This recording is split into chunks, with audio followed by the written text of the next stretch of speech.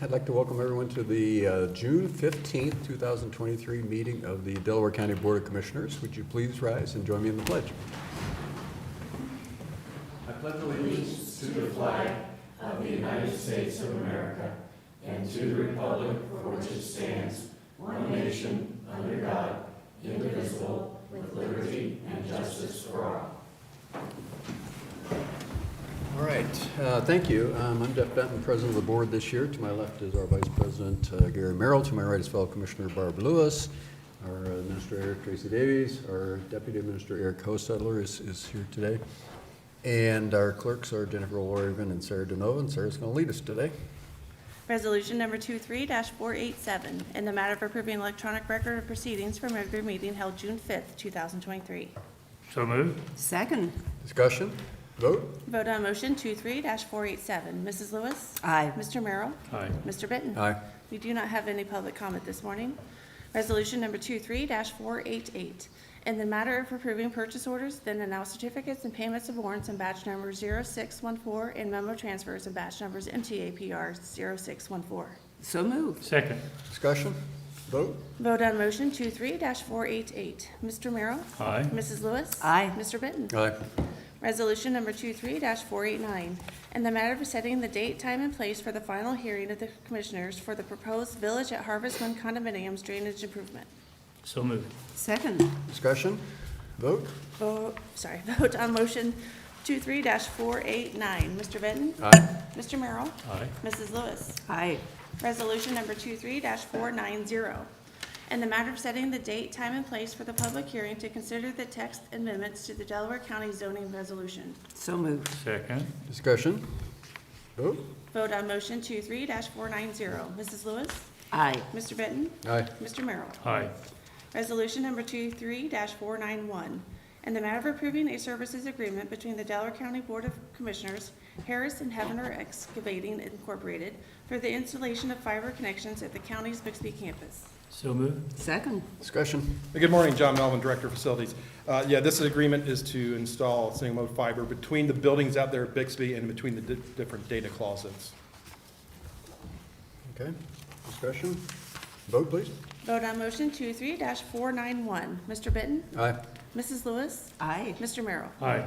Resolution number 23-492, in the matter of approving a services agreement between the Delaware County Board of Commissioners, the Delaware County Emergency Communications Department, and Environmental Comfort LLC for an additional UPS battery unit for the county's 911 center building. So moved. Second. Discussion? Good morning again. What this will do is add a second bank of batteries to the 911 UPS system. The important part, this will allow us to do maintenance on one rack of batteries without having to take the system completely offline. In the past, we've had to put the center over onto generator while they work on the UPS system. We have to replace the batteries every 3 to 5 years as a normal UPS system requires. So not only will it double the runtime for the UPS, it will also allow us to do routine maintenance without taking the system offline. Okay. Any comments? Vote, please. Vote on motion 23-492. Mr. Merrill? Aye. Mr. Benton? Aye. Mrs. Lewis? Aye. Resolution number 23-493, in the matter of approving the invitation to bid for the replacement of the Delaware County Hayes Building roof. So moved. Second. Discussion? This will put out to bid plans and specs to replace the roof on the Hayes Building. It's approaching the end of the life, but more importantly, we're also going to add additional insulation on the roof. We've been losing a lot of heat value through the roof, so not only will this put the new roof on, but more importantly, it will help increase the R value of that roof itself. When will that be done then, John? Target date, we're going to get it out to bid here. Target completion, have it done by, I think we're going to extend it to November. So. All right. Further comments, questions? I Vote? just have a question after Sure. we vote. Oh, okay. Go ahead. Thanks. Vote on motion 23-493. Mr. Merrill? Aye. Mrs. Lewis? Aye. Mr. Benton? Aye. I just wondered how the hole was coming in the parking lot. The big hole. Next door? Next door, Yes, right. yes. I was told they would be back on site next week, if not tomorrow. They ran into some difficulty with the forms for the stairs. We had some elevation we got clarified for them. And I think they had a little difficulty lining up the proper forms to do the stairs there on the north side of the parking lot. Okay, so basically, how, will it be even with the? No, other- there'll be a retaining wall. It'll Okay, be a different okay. level. There'll be a new entrance off of Court Street, about where the front of the Oh, building so is. that part will be separate from the other? Yes, it will not be connected, so, and, Yeah, I was wondering yeah. where the entrance will be, so Yeah. it's, okay. Yeah, you have to climb down the stairs and everything, yeah. Yes, and we're replacing those. If you recall, we had this kind of earth stairs going up from the lower lot up to the 911 center. Right. It'll actually be a poured concrete wall with concrete steps going up in there. Okay, So, yeah. okay, yes, thank you, John. Okay, very good. Thanks, John. Item number 9, resolution number 23-494, in the matter of accepting the sub-grant award for the Leap Forward Grant for the Sheriff's Office. So move. Whoops, second. Discussion? Dean Stelzer, Chief Business Officer, Delaware County Sheriff's Office. This is the annual LEAP grant that we have with the state of Ohio that helps fund most of the operations of our drug task, multi-jurisdictional drug task force. The grant for the next year, which starts July 1st here, includes, it's a $105,000 grant and a $35,000 cash match. I might note next year's grant, we're going to use in-kind services, basically the, what we pay a couple of our staff people for our match, so there really won't be any county general fund match, hopefully. You couldn't do that this year or something? Couldn't do it this year, but next year we'll be able to do that. Okay. Any Comments, questions? Vote, please. Vote on motion 23-494. Mr. Benton? Aye. Mr. Merrill? Aye. Mrs. Lewis? Aye. Resolution number 23-495, in the matter of approving a contract between the Shelby County Board of Commissioners and the Delaware County Board of Commissioners regarding inmate housing. So move. Second? Discussion? This is an agreement to house our prisoners, potentially at the Shelby County Jail by Shelby County. We're in the final phase of getting certified as a PREA facility. And to get that certification, we have to have access to sending our inmates, if for whatever reason we can't house them in our jail, to another PREA-certified facility. And Shelby County is only one of 2 in the state that are PREA-certified, so we need to have this arrangement in place if there is a need. Typically, we don't, maybe 1 or 2 prisoners a year that, for a couple days that we need to house in some other When facility. you have to separate them or something for typically, when you have to separate prisoners generally for some reason or? PREA is the Prison Rape Elimination Act, and if there's a conflict with a prisoner, I think we had one a couple of years ago where a corrections officer, one of the prisoners had some relationship or whatever. If there's a conflict somehow in us housing them, and we can't, we want to put them in a different facility, we now utilize Shelby County. We do house several prisoners from other facilities, jails that have similar situations, but we're not taking any of their prisoners, but this is just gives us that ability so we can get our certification. Okay, very good. Other questions, comments? Vote, please. Vote on motion 23-495. Mr. Benton? Aye. Mr. Merrill? Aye. Mrs. Lewis? Aye. Resolution number 23-496, in the matter of approving a public safety training agreement between the City of Coma's Department of Public Safety, the Delaware County Board of Commissioners, and the Delaware County Sheriff's Office for sending Delaware County Sheriff's Office cadets to the Columbus Department Academy. So move? Second. Discussion? This is the agreement we have to enter into each time we potentially send some of our new hire deputies to the Columbus Police Academy to get their certifications. This class starts, I believe, in August, and our hope is, there's a lot of discussions and some things that have to get finalized, that we'll be able to get our own academy up and running. If that's the case, we can do that in a timely enough fashion. We probably wouldn't utilize this. It's kind of a backstop just in case if we run into some glitches. So we could send up to 5 potential deputies to this academy. If we don't, then we have no financial obligation to do that. I think we've looked at other academies as well, haven't we? We've have, and we've tried a few others. We tried we used to send people to the state, but it's limited access. The Highway Patrol Academy. We did it with the Columbus State. We had a couple deputies, 2 of them that we sent to the Columbus State Academy. It just took a long time, and it just didn't really work real well. Currently, we have, I believe, 3 deputies at Westerville's Academy, which started in June. Again, just needing to get access. There have been access problems too, haven't there, with this one? I mean, just having the room. We had in the past. In the past. Now, I don't know if, even if we wanted to, whether we could actually get 5 Right. positions in there, but that's the most I think they'll allow us to put in the agreement. Sure. Okay, thank you. All right, other comments, questions? Vote, please. Vote on motion 23-496. Mrs. Lewis? Aye. Mr. Benton? Aye. Mr. Merrill? Aye. Resolution number 23-497, in the matter of approving a supplemental appropriation in advance of funds and a transfer of appropriations for the Sheriff's Office. So moved. Second. Discussion. This is the LEAP grant for 2021 that wraps up at the end of June. Generally, when we get to the tail end of the grant, there's some adjustments back and forth depending on what we actually do. And this year, one of the things in the need for the supplementals, we had some funds that were targeted towards overtime and other expenditures that weren't utilized, and they want to reallocate that towards purchasing 2 undercover vehicles for their use. That's the supplemental because we didn't have anything appropriated out of an equipment line item. The advance of funds sometimes comes up. It's a reimbursable grant, so we have to pay out all the expenditures and then get the reimbursement.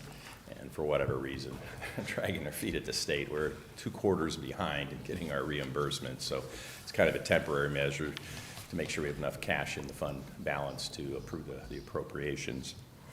And then the transfer is to adjust the existing budget that's in place to align with what the final expenditures will be on the grant. Good. Comments, questions? Vote, please. Vote on motion 23-497. Mr. Benton? Aye. Mrs. Lewis? Aye. Mr. Merrill? Aye. Thank you. Thanks, Dean. Resolution number 23-498, in the matter of establishing a new fund, a new organization key, approving a supplemental appropriation in advance of funds for the Board of Developmental Disabilities. So moved. Second. Discussion. Good morning, Commissioners. I'm Amy Funk, Senior Director of Operations and Finance, and with me this morning is Melinda Draper, Senior Director of Compliance and Administrative Services. The Delaware County Board of Developmental Disabilities has once again been awarded the Early Intervention Service Coordination Grant from the Ohio Department of Developmental Disabilities.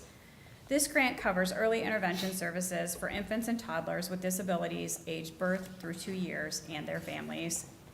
This year's grant amount for state fiscal year 24 is $642,828. Establishing this new fund and org key will allow DCBDD to receive these funds directly from DODD and become the fiscal agent instead of passing them through the Delaware County Family and Children's First Council. This grant allows for monthly reimbursement of expenses and therefore requires an advance of funds for cash flow purposes until those first reimbursements are received. The grant period is from July 1st, 2023 through June 30th, 2024. I'd like to thank you for your time and consideration.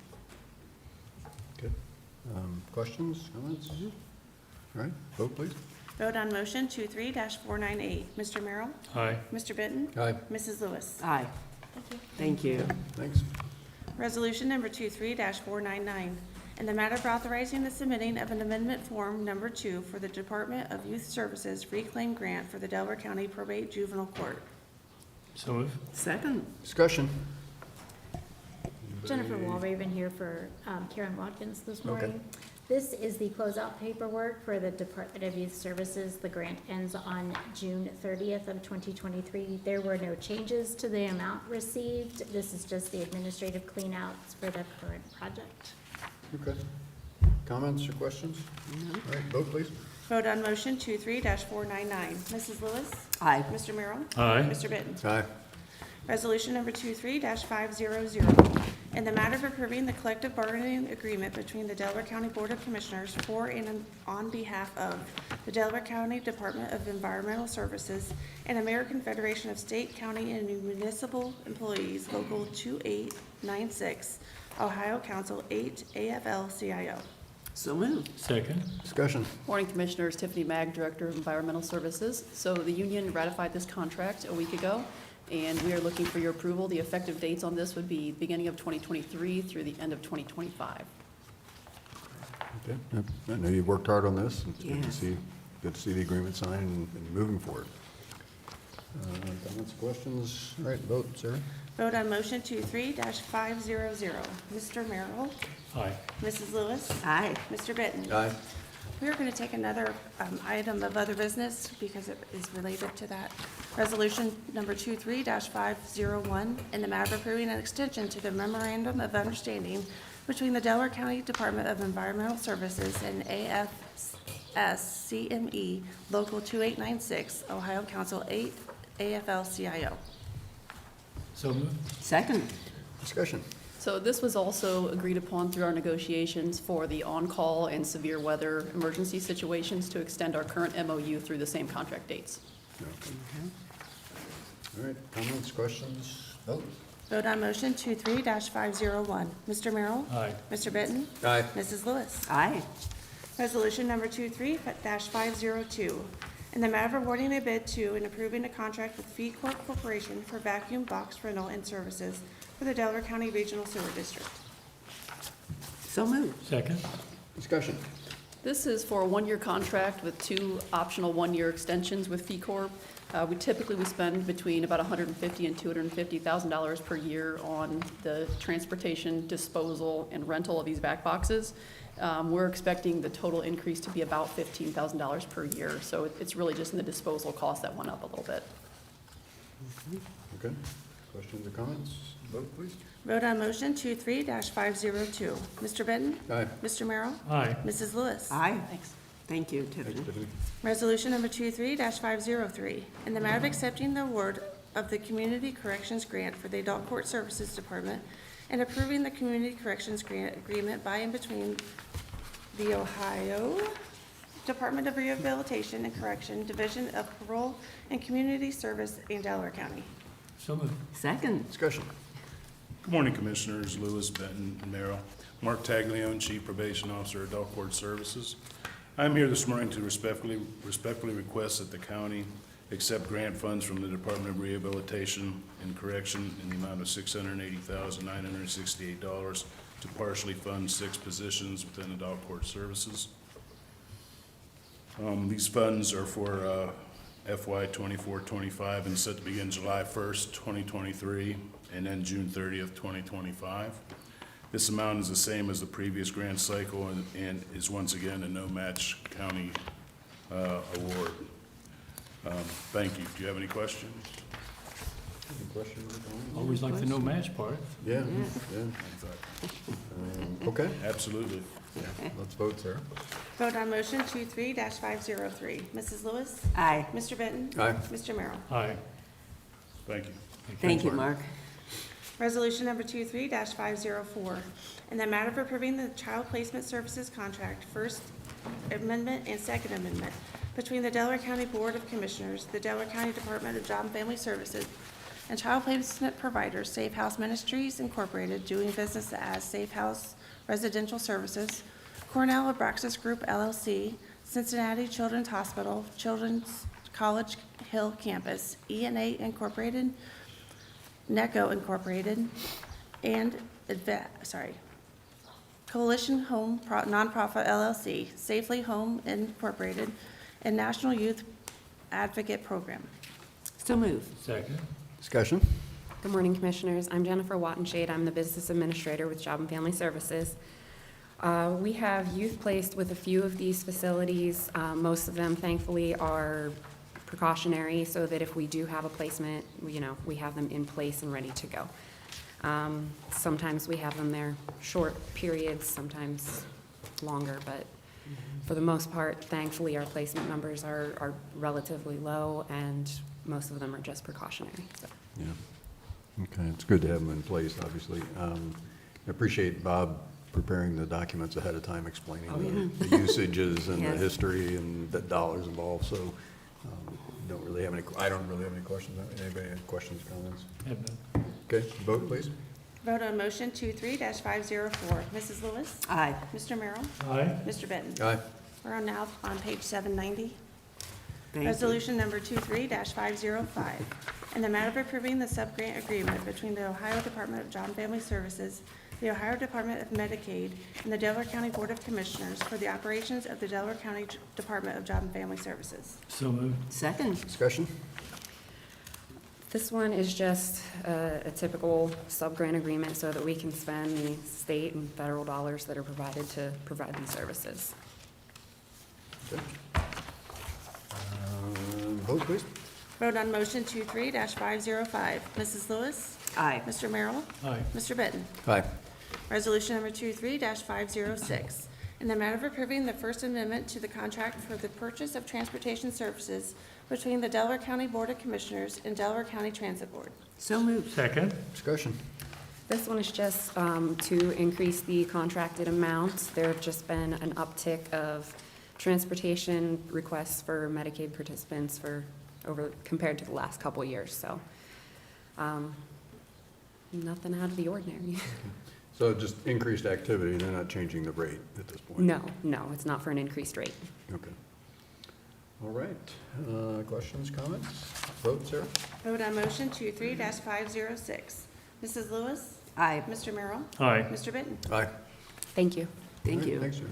Resolution number 23-507, in the matter of awarding the bid and approving the contract between the Delaware County Board of Commissioners and ProFlex Construction Supplies, LLC, for the project known as 2023 Culvert Supply Contract. So moved. Second. Discussion? Good morning, Rob Riley, Chief Deputy Engineer. This resolution involves awarding a bid to the low bidder, who was ProFlex Construction Supplies, for 3 different structures that will be replacing through the end of this year, potentially into early next year. One on Green Cook Road, one on Hartford Road, and then, of course, the third one is escaping me. But anyway, the work will be done by our own crews, but essentially what this contract does is the contractor will fabricate the precast box culverts, deliver those to the site, and then install them. Our crews do the remainder of the site work, including the excavation, backfill, all under a force account.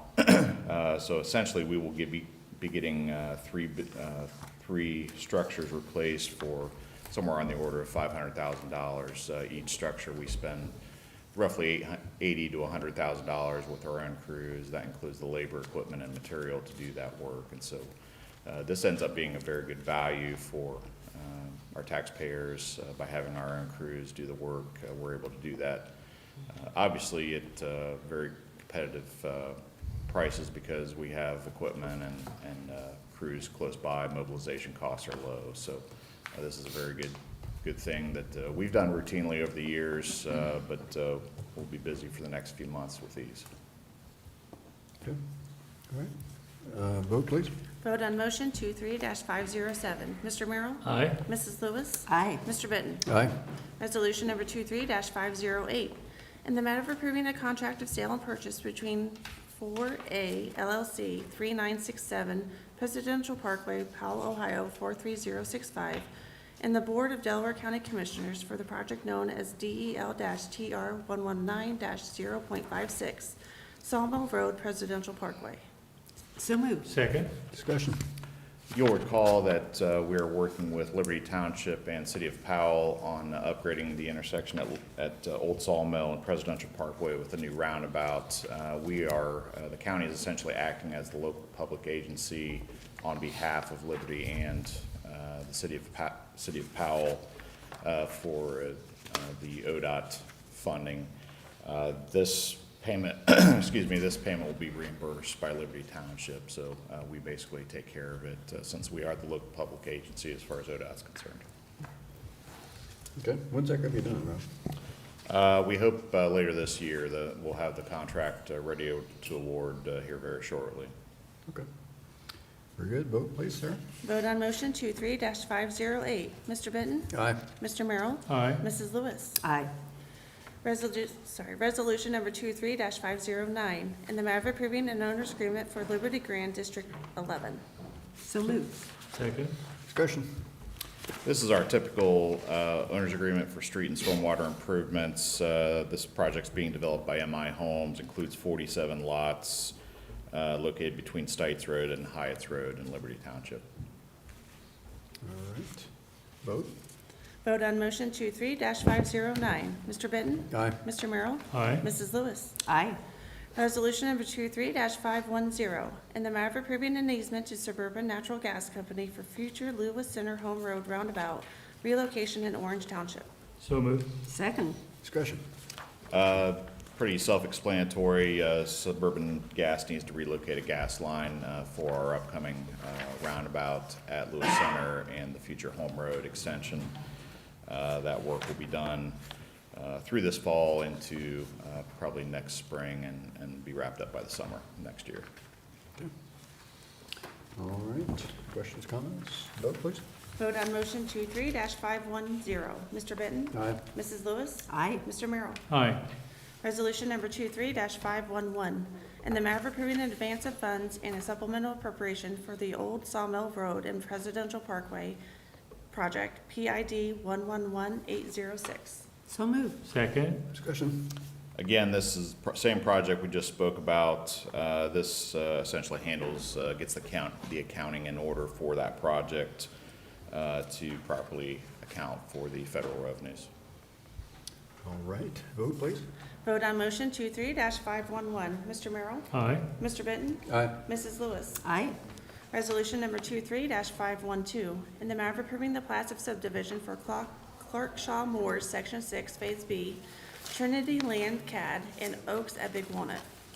So moved. Second. Discussion. 3 different plats that have been approved by all the necessary county agencies. Clark Shaw Moore Section 6 includes 18 lots off of Clark Shaw Road in Concord Township. Trinity Lane CAD, this is a small 3-lot subdivision off of Section Line Road, also in Concord Township. And then Oaks at Big Walnut, that's 14 lots off Ross Road in Trenton Township. Okay. Questions, comments? Vote, please. Vote on motion 23-512. Mrs. Lewis? Aye. Mr. Merrill? Aye. Mr. Benton? Aye. Item 27 was pulled. So item 28, resolution number 23-513, in the matter of approving right-of-way work permit summary sheet. So moved. Second. Discussion. Just 8 pretty routine utility installation permits. Okay. Vote, please. Vote on motion 23-513. Mr. Benton? Aye. Mr. Merrill? Aye. Mrs. Lewis? Aye. Resolution number 23-514, in the matter of approving a purchase order and a voucher to Orange Township from the Olentangy Crossing TIF Fund for Township Road resurfacing improvements. So moved. Second. Discussion. You may recall a couple of weeks ago, I had a conversation and your board approved the supplemental appropriation for this, but basically this involves you making use of some of the Olentangy Crossing TIF funds to reimburse Orange Township for resurfacing of various streets within the Olentangy Crossing TIF area. Okay. Vote, please. Vote on motion 23-514. Mrs. Lewis? Aye. Mr. Benton? Aye. Mr. Merrill? Aye. We do have another item of other business for the engineer's office. Okay. Resolution number 23-515, in the matter of approving an advance of funds and supplemental appropriations for the Home Road Phase 4B Slate Ridge 2 TIF project. So moved. Second. Discussion. So this relates, thank you, Jen. This involves the Home Road extension at Lewis Center Road, the roundabout. Basically gets the accounting in order for that. This project is actually eligible under a couple of different TIFs, both the Slate Ridge TIF and the Evans Farm TIF. Had a discussion with Eric and Tracy yesterday, and we think it's best to essentially use the Slate Ridge TIF because that TIF will have more funds available sooner to reimburse the Road and Bridge Fund for this project. And so that's essentially what this resolution does, and then we would expect to bring you a contract or the contract next week for your approval once we get the purchase order from the auditor's office. Good. Questions? Comments? All right, vote, Sarah? Vote on motion 23-515. Mr. Merrill? Aye. Mrs. Lewis? Aye, Mr. Benton? Aye. Thank you. thank you. Thanks, Rob. Resolution number 23-516, in the matter of granting consent to the Delaware County Agricultural Society to incur debt and encumber certain real property at the Delaware County Fairgrounds and appointing appraisers pursuant to RC 1711.33. So moved. Second. Discussion? Morning, Eric Hostetler, Deputy County Administrator. The board has been working with the Fair Board for some time to help with the financing of their grandstand improvements and some other improvements related to that.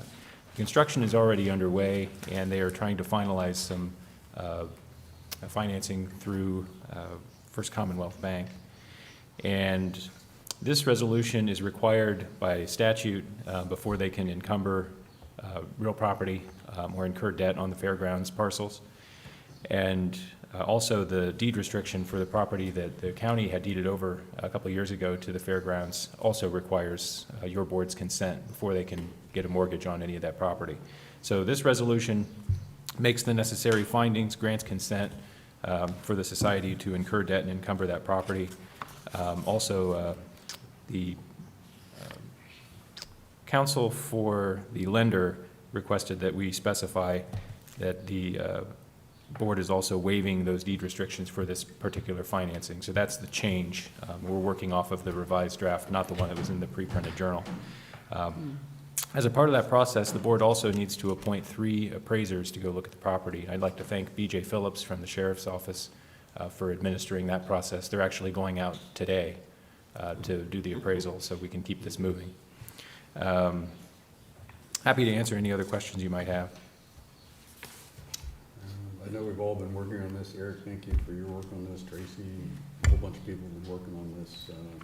The grandstand is in very serious need of renovation and rehab, and you know, the bed tax funds will provide the funding, but they just don't have enough right now, so they had to go out and borrow some to get it done. I know the plan is to have most of the work done by the fair this year. I don't think all of it will be done, but big improvement necessary, and just a really nice effort on their part. I did also want to point out that the bed tax funds can be used to pay the interest on this loan. Good point. And in order to to provide some flexibility, we've been working through our lobbyists to get some revisions to the bed tax statute to provide for the potential to issue bonds or for the finance authority to issue bonds backed by the bed tax funds, so that they wouldn't need, the society would not need to go out for additional loans or other financing, that we would have some flexibility in allowing for that if we want to do additional large, improvements that can't be done with the bed tax funds that are in the account at the time.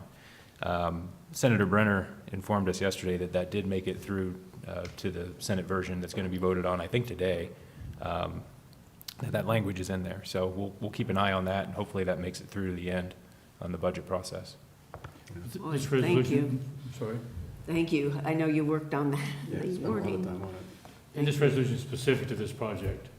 To the That's grandstand. correct. Yeah, so, okay. It is specific to the construction loan for the grandstand and an additional infrastructure improvements that they're currently under contract to do. So it doesn't provide a waiver of their requirements for any future projects. So if they Which is needed to something do. that was important, we set this up back when, so. Yes. Yeah, that's exactly why we did this. So again, thanks to everyone involved. Eric, I know you're taking the lead on this, and we've made a lot of progress at the fairgrounds. There's still lots more to do, particularly the fairground, or the grandstand is probably the #1 project, and they're working on it. It'll be a big improvement. And that's one of those visible projects that everybody can look at and see progress for the bed tax that our voters approved by a 2-to-1 margin back when, so. And Tracy and I were up at the fairgrounds for another purpose last week, And in their office, they have a architect's rendering of what the grandstand is going to look like after these improvements, and it was really impressive. I don't know if you've seen it, but No. it's going to look really nice. Good, good. Yeah, thanks to Senator Brenner and to Bill Byers. I know they've worked closely to help us through this maze and get this project properly funded and moving forward. So, further comments, questions, votes, Aaron? Vote on motion 23-516. Mr. Benton? Aye. Mrs. Lewis? Aye. Mr. Merrill? Aye. Resolution number 23-517, in the matter of approving a pre-annexation agreement with the City of Delaware, Ohio, related to the Bixby campus development. So moved. Second. Discussion? Yeah, Eric Hostetler again. This pre-annexation agreement with the City of Delaware will provide for the annexation of the entire Bixby site, including the adjacent roadway, as well as the Tri-Township fire property. The agreement also provides for the city to reimburse the county's costs for oversizing some of the utility lines for the project, makes some statements about the zoning. We had a kind of a unofficial agreement with the city that we would have those improvements done pursuant to Brown Township zoning before the annexation took place, and this kind of confirms that part of it. I'm happy to answer any other questions you have. Timing on this would be that we would expect annexation to be complete before any of our employees move into the site. Any other votes, Aaron? Vote on motion 23-517. Mrs. Lewis? Aye. Mr. Merrill? Aye. Mr. Benton? Aye. It is now past 9:45. Public hearing for consideration of a petition from the Concord Township Board of Trustees requesting the board adopt a resolution ordering the vacation of a portion of Riverview Drive on the plat of Lucy Depp's Park Place Edition, located in an unincorporated portion of the Concord Township, Delaware County, Ohio. So moved. Second. It's not. Yeah, we don't need to. We don't need need to. My apologies. Motion. We're just, We've changed. yeah. I You know, know. old habits. I remember that now. Yeah. So the hearing is now open. I don't have any instructions. I forgot. I am so sorry. Yeah, I mean, again, this is a hearing to vacate a small portion of a road in Concord Township, Lucy Depp's Park Place Edition. So anyway, Rob, again, we'll open up for comments, and Rob will provide us with an overview. Certainly.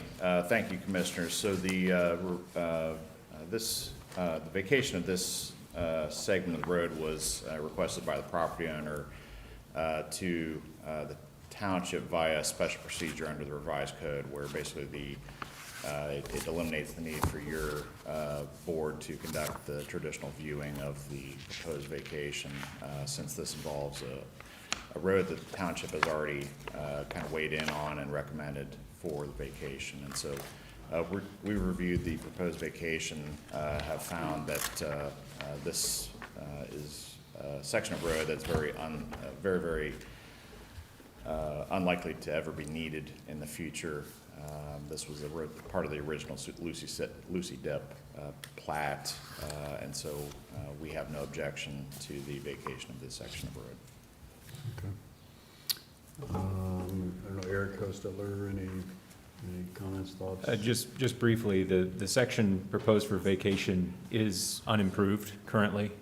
I had some interaction with the property owner, Ms. Brock, and the opposite side of this segment of unimproved road is the city of Columbus for the O'Shaughnessy Reservoir property. And in order to enter into an agreement to do some maintenance, they need to be adjacent to the city's property. And so this road being in the way, they can't enter into an agreement with the city of Columbus to properly maintain that neighboring property. So this will allow them to do that. After the vacation is done, they will be contiguous with the city of Columbus property. Right, and Concord Township supports this? Yes. Okay. So, I guess I would open it up for any comments from anyone in the audience who has thoughts about this procedure. Last chance to comment on the road vacation. So we'll close the hearing. The hearing is now closed, and I would entertain a motion to proceed. Yes. Direct to read the motion too. Resolution number 23-518, in the matter of granting the petition from the Concord Township Board of Trustees requesting the board to adopt a resolution ordering the vacation of a portion of Riverview Drive on the plat of Lucy Depps Park Place Edition located in the unincorporated portion of the Concord Township, Delaware County, Ohio, under the special procedures of RC 5553.045. So moved. Second.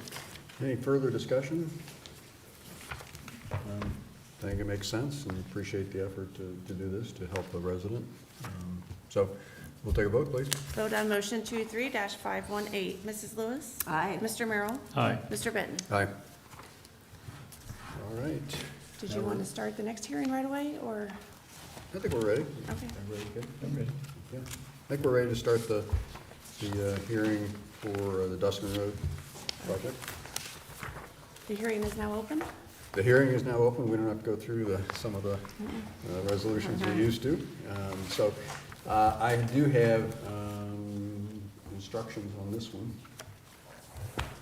I will read those. This is the final hearing for the consideration of the Dustin Road Drainage Improvement Petition. There is a sign-in sheet circulating in the room. We ask that you please sign in, and I'll go through what's going to happen today. We'll hear a summary of the final hearing report from the County Engineer and Soil and Water Conservation District. The County Engineer and Soil and Water Conservation District will then cover a presentation on the project. Their presentation will include additional maps, current photos, photos of the path of proposed construction, and pictures of similar construction to better illustrate what is being proposed. This presentation will also include a sample amortization of a construction assessment to illustrate what an 8-year repayment may look like, an explanation of maintenance assessments, and an illustration of what a percentage collection means. Copies of the engineer's report and draft of the presentation overview of the project, including a map, were mailed to landowners, so you'll be able to follow along. Following the presentation, there'll be a time for questions from the Board of Commissioners. After those questions will be the time for testimony from landowners. During testimony, you will be asked to take an oath. Those speaking for or against the project must be either an owner, as defined in section 613101 of the revised code, or an attorney speaking on behalf of an owner. And we have run into problems occasionally where we have somebody who is not an owner or an attorney try to speak, and we do have to preclude that. So just want to make sure everyone understands that. Testimony will continue if new information comes up or additional people want to speak. After the testimony, the board will close the public hearing. The board considers the following in their decision: whether the board hereby finds that the proposed improvement is necessary, that it will be conducive to the public welfare, and that the board also finds it is reasonably certain that the cost of the proposed improvement will be less than the benefit. So with that, the hearing is open. We will now begin the presentation.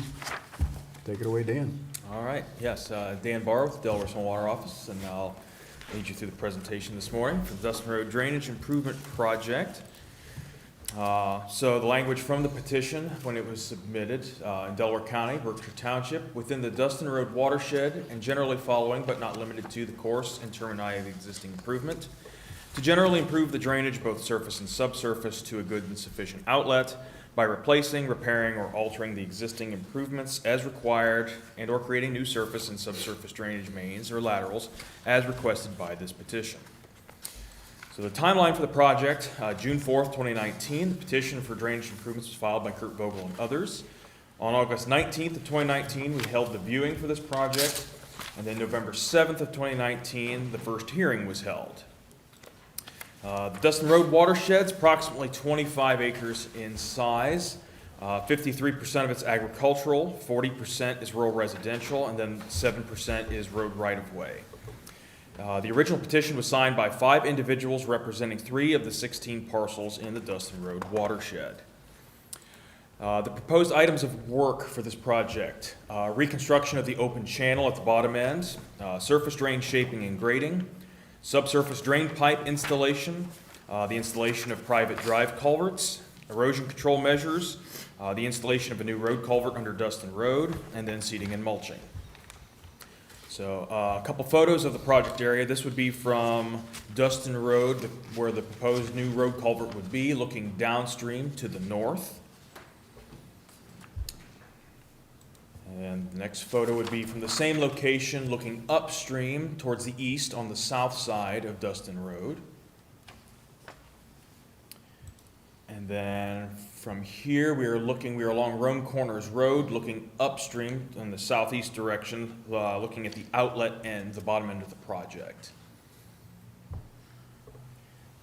So some representative pictures. So this would be a representative photo of an open channel, and some of the work that would be done at the bottom end. A farm surface drain as part of this project that passed through agricultural lands. An example of a vegetated surface drain or grassed waterway. Installation of tile breathers.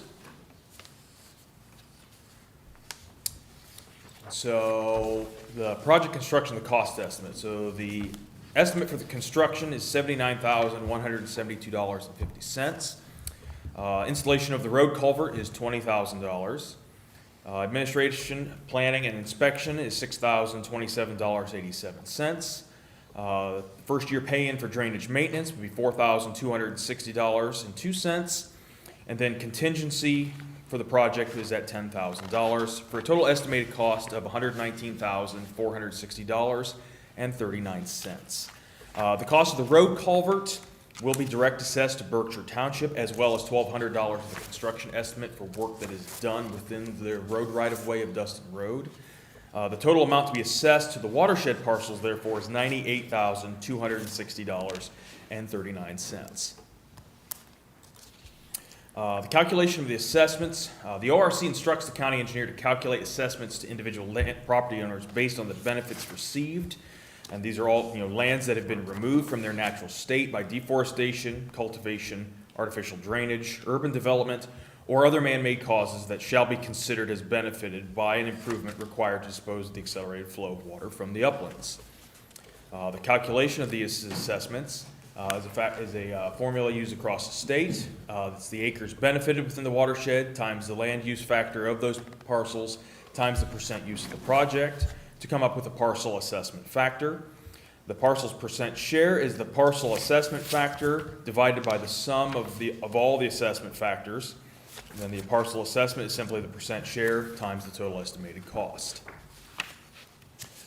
In terms of payment options, landowners can pay the full assessment upfront within 30 days of the final hearing, which would be by July 13th, and must give notice of intent to pay by July 6th, or they can have their assessment placed on their property tax bill as a special assessment.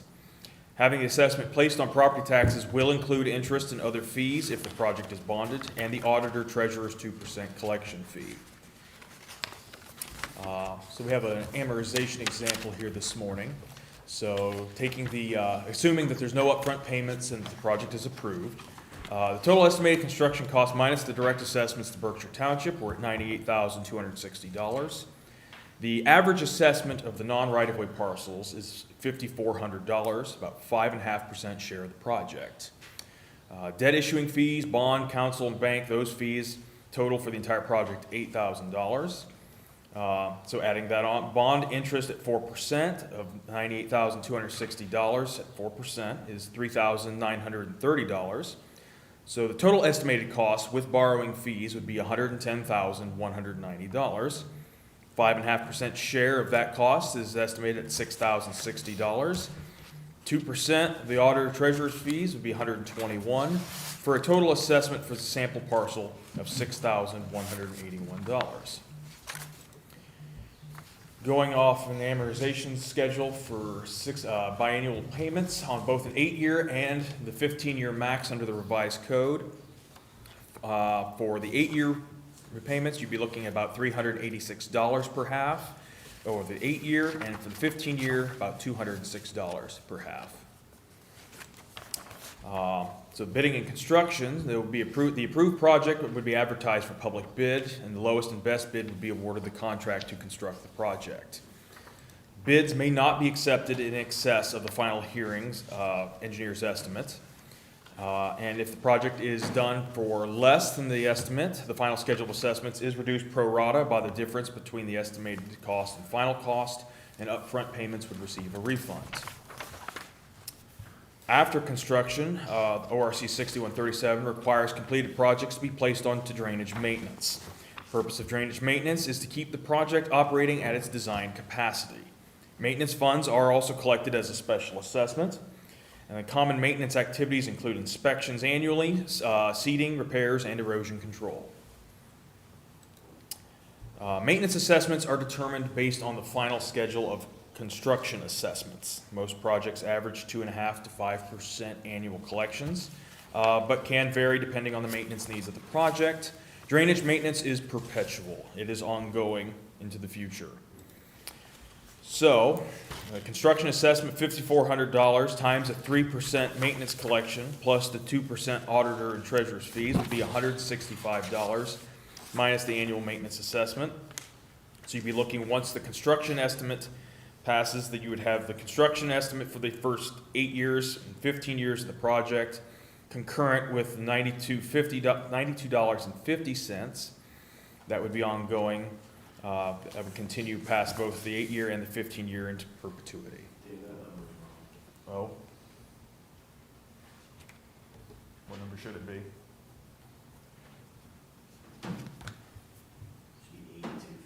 8250. Okay.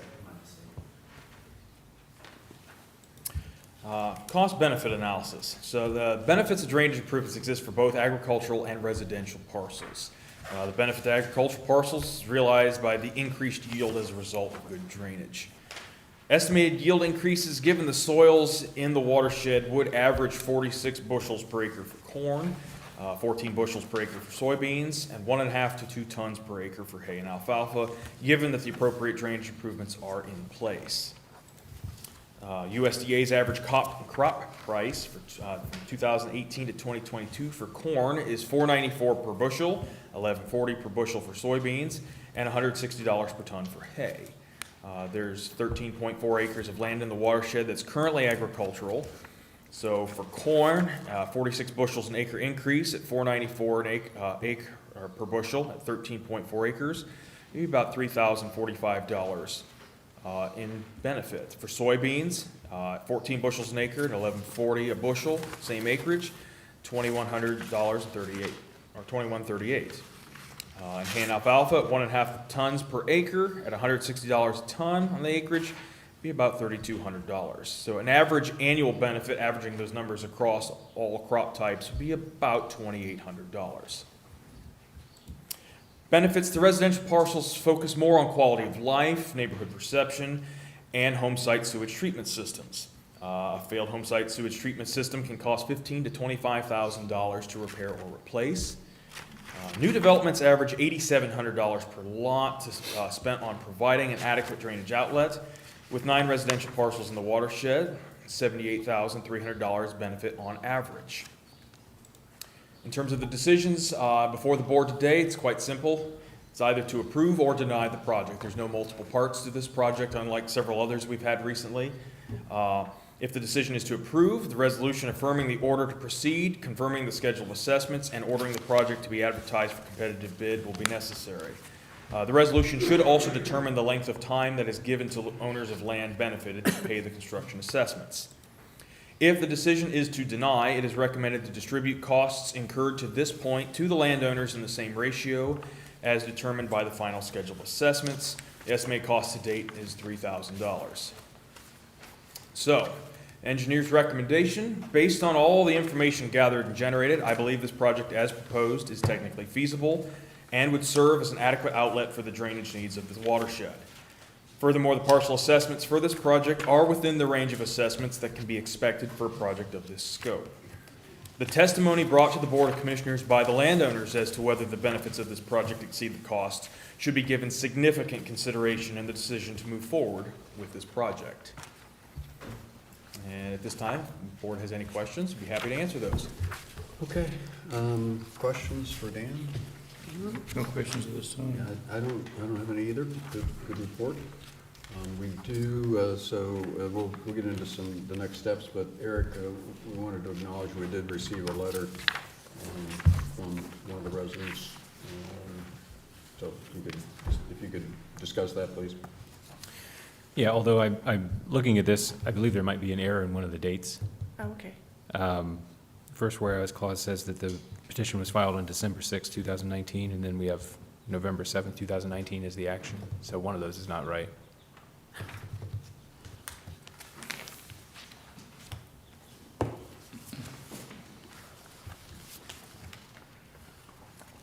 It was filed on June 4th of 19.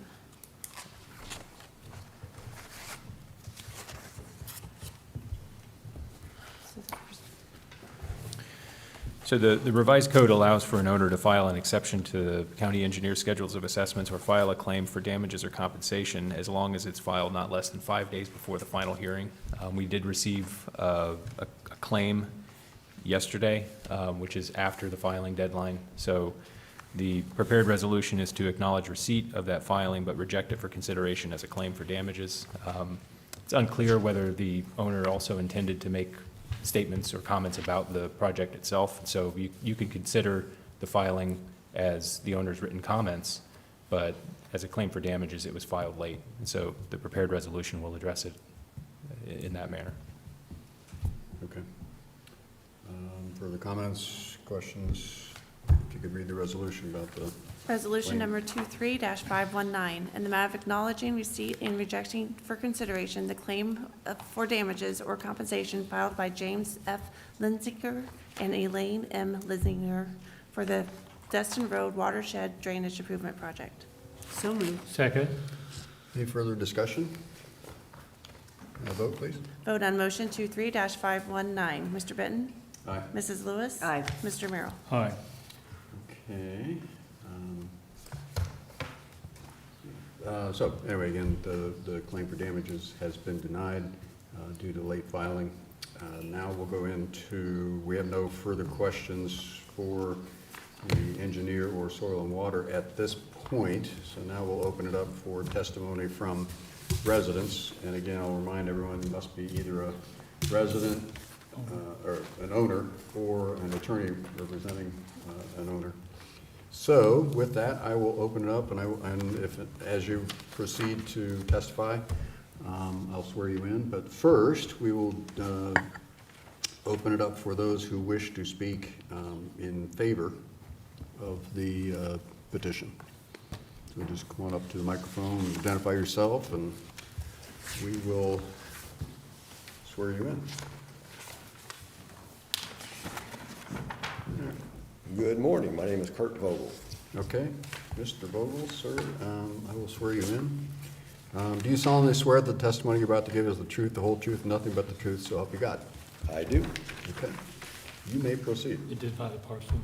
Oh, yeah, you need to identify the parcel and or parcels. 7860 Dustin Road. Do you have the parcel number? Number 8. Yeah, we'll get the map back up. That really helps us understand. Yeah.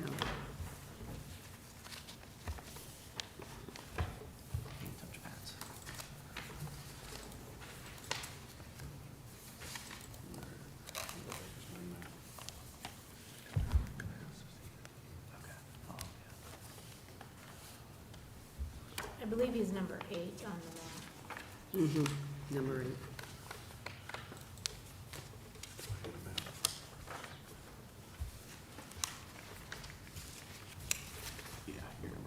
I'm number 8. All right.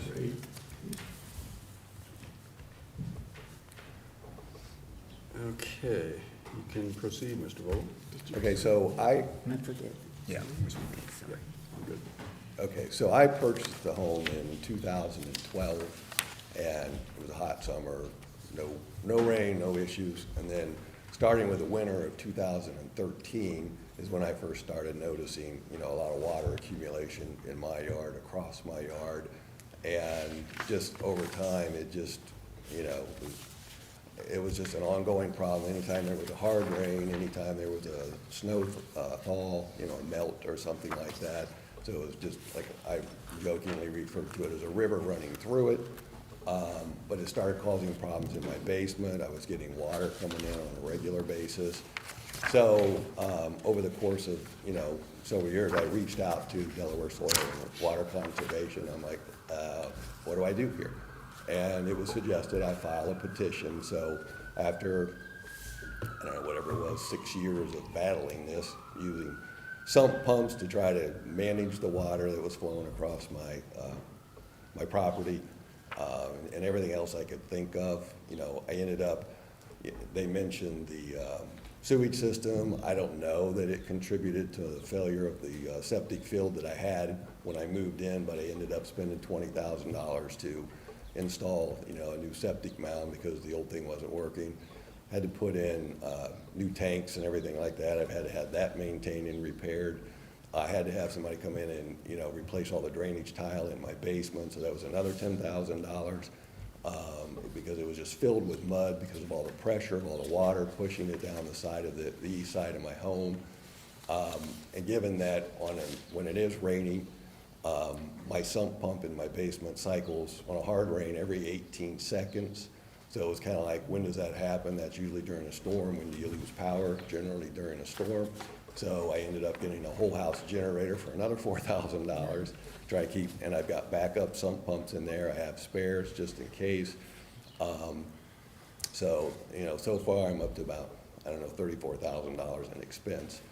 And there's still, you know, the things I've done have helped, but I'm just concerned about the ongoing pressure from the water. Every time it rains hard, it just builds up on that east end, flows across my river, and then there's, you know, on downstream, it just floods the whole yard. And, you know, so I had reached out, and they suggested I do this petition. So obviously we had the pandemic in there, and it's taken, you know, a couple of years to get back to this point. And I didn't know what to expect, but I'm just, you know, I don't think it's ever going to get better just the way it is. So to me, the concept of reshaping the land so the surface water flows better, and the concept of improving what I don't think anybody could even identify what the subsurface drainage was when it was put in. I heard the 30s, the 40s. So I would suggest that's probably not functioning well, if at all. And so to me, the concept of putting in subsurface drainage makes a lot of sense. So I'm here in support of it, just to try to mitigate the water issue that I face every time it rains or there's a snow melt, so. Okay. Do I want to pay more money? Of course not. We had a pretty substantial rain yesterday. Did you have any issues yesterday during the rain? I would say no, because, you know, usually it's after the ground's been soaked and the ground was pretty dry. It just absorbed it all. The fields next to us are soaking it up. Okay. Other questions for Mr. Vogel? All right, thank you, sir. All right, thank you. Thank you. Any others who wish to speak in favor of the petition? All right, last chance. Anyone else who wants to speak in favor? Again, you don't have to speak, but if you do want to speak in favor, now would be the time. Last chance. Okay. We will stop those speaking in favor and open it up to those who would like to speak in opposition. Just approach the podium, please. Howdy, I am Curtis Cockrell, and we own ground, the farm ground's what we own. Okay, how do you spell your last name? Cockrell.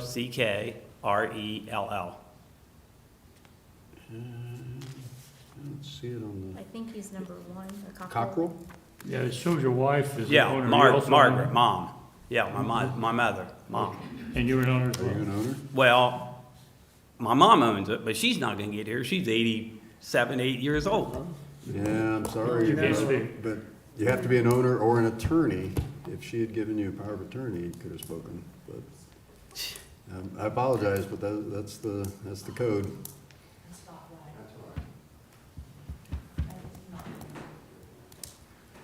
Okay. Others who would like to speak in opposition to the petition? Come on up.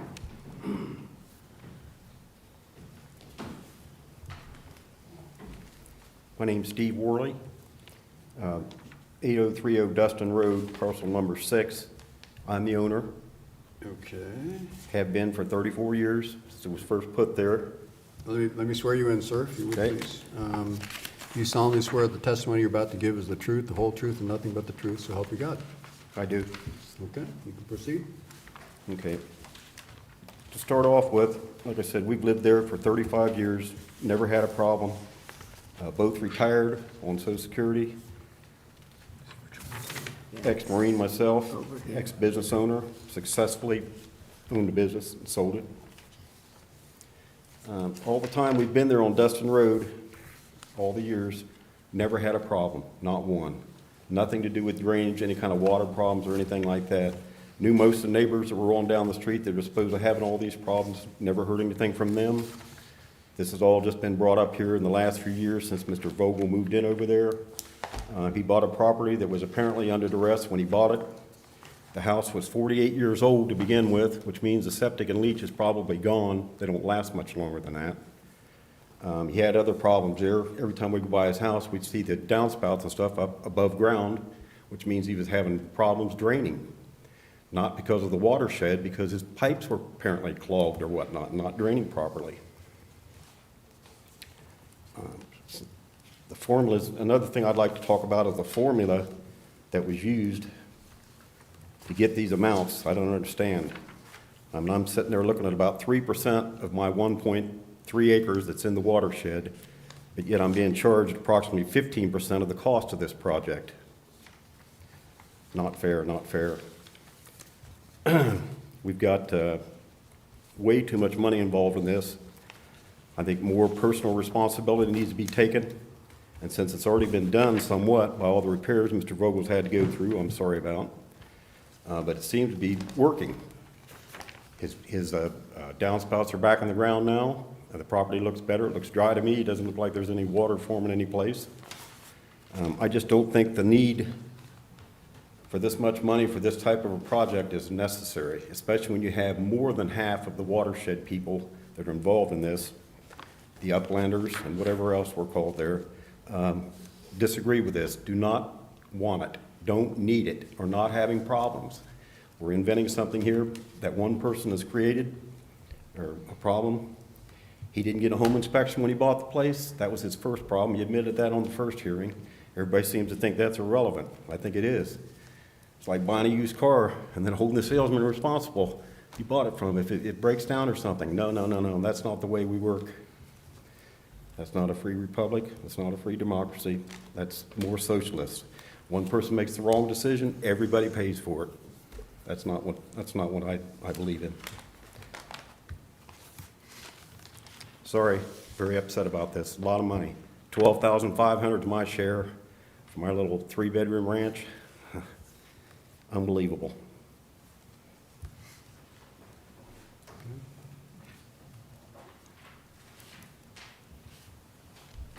We could clarify that. Why? If you could just explain the cost again? Cost allocation. Yeah, for that parcel? Yeah, as Dan stated in his presentation, we use a variety of factors, the acres benefited, the land use of those acres, and the percentage use of the parcel. So each parcel is assigned a percentage share of the project. Which parcel number was it? It was 6, I believe. 6. Yeah, so parcel number 6 is a fair number of acres relative to the total size of the watershed, and it's using 100% of the project. So those would be the driving forces. Land use, aside from the farm ground on the south side of Dustin Road, the land use is consistent in this watershed. It's all residential, so the land use factor is not the driving factor here. It would be the size of the parcel that's in the watershed, or the amount of the parcel that's in the watershed, and the fact that it's using 100% of the project. Yeah, thank you. Okay. All right. Others who want to speak in opposition to the petition? Okay. I'm the husband of the homeowner and have been for 22 years. Could you come to the mic so we can hear you? What do you think, Eric? I assume that's okay. The spouse of the homeowner?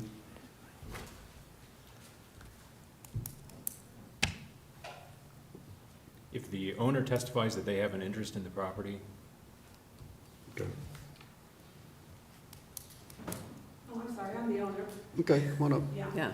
Deborah Boucher, Okay. number 10. Number 10. All right, let me swear you in. You solemnly swear that testimony you're about to give is the truth, the whole truth, and nothing but the truth, so help you God. I do. Okay? But can my Proceed. husband speak for me? Yeah, you'd have a shared interest, yeah. I mean, he knows more about it than I do. Okay. Would you like me to swear in? Swear you in as well. Do you solemnly swear the testimony you're about to give is the truth, the whole truth, and nothing but the truth, so help you God? I do. Okay, you can proceed. Thank you.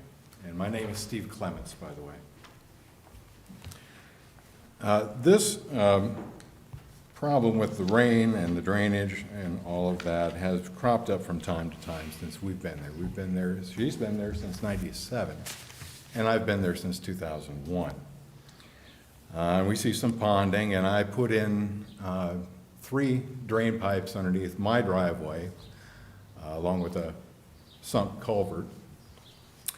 And instead of the water remaining for days, it now drains off in a matter of hours.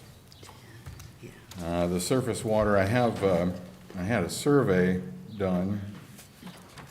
I don't know how I would enter this into your database, or would you like me to submit this? I wouldn't be able to interpret, I wouldn't be able to look at it. Maybe explain what you're trying to represent with that. Okay. Basically, I'm looking at the profile of the drainage system. This is hand drawn, unfortunately. This is lot 10 driveway, lot 9 driveway, and lot 8. At the bottom of this driveway's berm right here, that is 1.5 inches above the highest point of our driveway. So any water that makes it to the other side of lot 9 can't back up. It's a matter of physics. It won't back up. It flows over top of our driveway, and any backup that's occurring is occurring on the east side of driveway 9. Also, the house that, or the lot 8 that Mr. Vogel purchased, I think it was 2011, 2013, something like that, 10 years ago, had been dormant for 2 years. No one lived there. The septic anaerobic mat and all that had long since hardened and was unusable. So any water that comes down the hill diverts around the house and gets into that area. It's just going to pile up in and around the house. We looked at purchasing the property.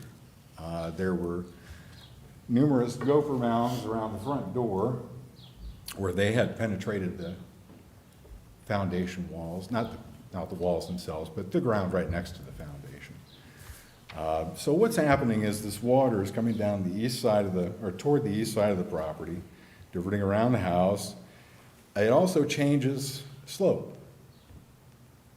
So over time, whenever these field drains were put in, when water changes slope like that, it will drop sediment underground. Whether it's 3 feet down, 4 feet down, I'm not sure what it is.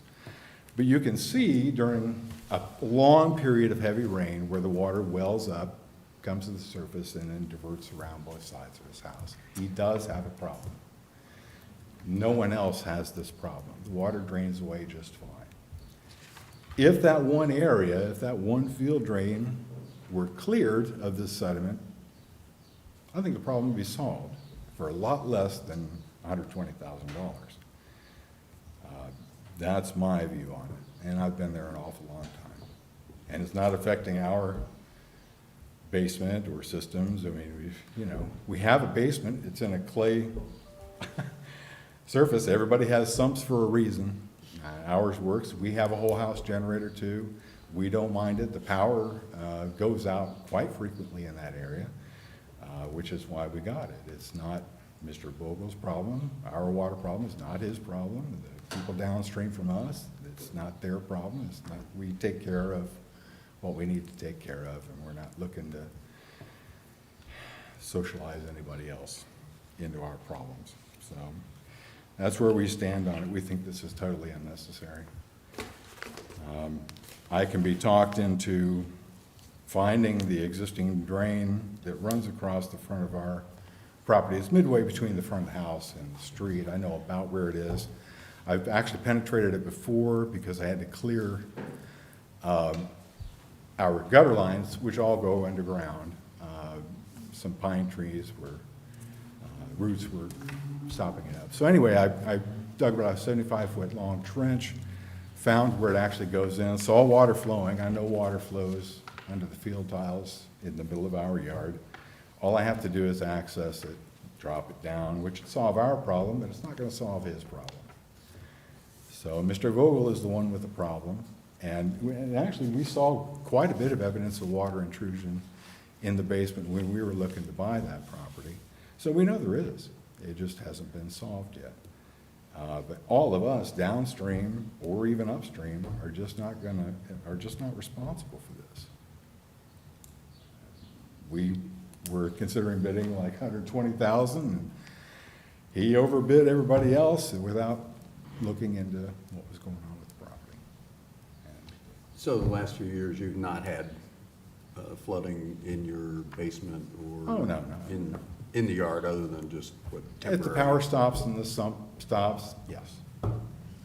We get 4 inches of water and we have to vacuum it out, which is why we got the whole house system. But what this project is doing is not going to solve that problem. If it rains really hard for a week or two, there's still going to be water in the basement that the sump has to carry out. Because it's all flat land, basically. Good. Okay, I think that's about it. Good, thank you. Thank you. All right, others speaking in opposition to the project? Okay.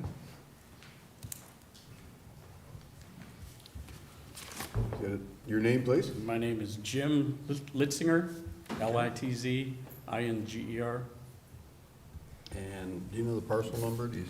Well, there should be 3 of them. I'm not sure the numbers. 12, 13, and 14? 12, 13, 14. I've got Yep. it, yeah. Right here. Yeah. Okay. Let me swear you in. Do you solemnly swear the testimony you're about to give is the truth, the whole truth, nothing but the truth, so help you God? I do. Okay, you proceed. Let's see, when we started, or when this project started, it was estimated to be 57,000. Now it's up to 120,000. And I do remember Mr. Merrill told me, he said he's got to solve the problem, but he needs the least expensive alternative. And that's been in my mind since this project, since it's been going on since November of 19. But recently, I replaced all 3 culverts that are on the ditches. And I had water backing up because I kept waiting for people would come into my yard and they'd say, well, no, I wouldn't change your culverts because the county or someone might recommend something bigger and better and something that you'd be happier with. Well, it came to January of this year, and I called Mike DiTillo and asked Mike what the status was with what was going on. He said he didn't know. And I said, well, I don't have any choice, but I went in and put new culverts on both of my driveways. One's larger than what the county recommends, but it's an 18-inch double wall, and it's bringing the water. The one good rain we had took the water down Dustin Road, which the culvert that's talked about that crosses Dustin Road is basically worthless, and it's probably the equivalent of a 2-inch pipe going across the road. It doesn't take any water. 40 years ago, it did. It used to handle quite a bit of water. Where that water went, I'm not sure if it was above or below ground. It's kind of, nobody seems to know, but right now it's plugged up, basically. But anyway, the culvert, right now, we could have a heavy rain. It's all gonna go down the south side of Dustin Road. And, I've worked with the Kleindents, Chip Kleindent, and the Cockrells to try to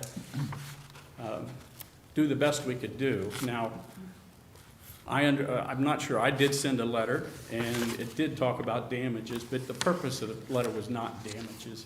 It was something that the most important part was at the bottom of that. Now, I don't know if you got the rest of the letter, Commissioners? Did you? Okay. We have a look. Good, Yeah. okay. Well, I'm not sure that what was intended by that letter came across.